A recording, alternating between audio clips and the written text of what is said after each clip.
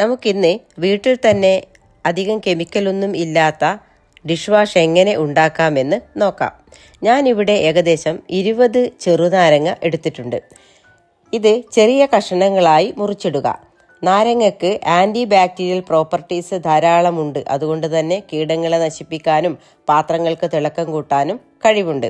മുറിച്ചു വെച്ച ചെറുനാരങ്ങ കഷണങ്ങളെ ഒരു പാത്രത്തിലിട്ട് മുങ്ങത്തക്ക വെള്ളവും ഒഴിച്ച് സ്റ്റൗവിൽ വെച്ച് 10-20 മിനിറ്റ് തിളപ്പിക്കുക. തിളപ്പിക്കുന്ന സമയത്ത് 2-3 സ്പൂൺ കല്ലുപ്പ് ചേർക്കുക.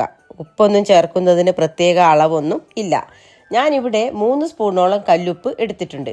തിളപ്പിച്ച് തണുത്ത നാരങ്ങ ഒരു മിക്സിയുടെ ജാറിലേക്കിട്ട് നന്നായി പേസ്റ്റ് പോലെ അരച്ചെടുക്കുക.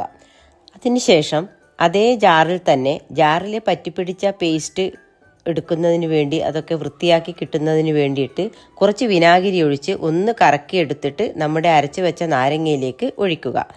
ഉപ്പ് ചേർക്കുന്നതിനും വിനാഗിരി ചേർക്കുന്നതിനും കൃത്യമായ അളവൊന്നുമില്ല. അത് കുറച്ചധികം എടുത്താൽ അത്രയും നല്ലതാണ്. അതിനുശേഷം നമ്മുടെ വിനാഗിരി നാരങ്ങ മിക്സ് ഒരു അരിപ്പയിൽ നന്നായി അരിച്ചെടുക്കുക.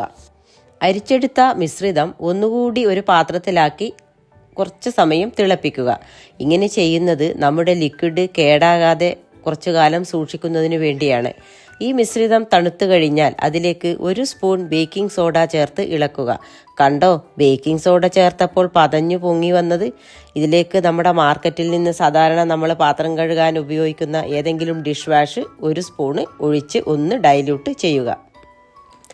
ജസ്റ്റ് ഒരു കളർ കിട്ടുന്നതിന് വേണ്ടിയാണ് നമ്മൾ ഈ ഡിഷ് വാഷ് ചേർക്കുന്നത്.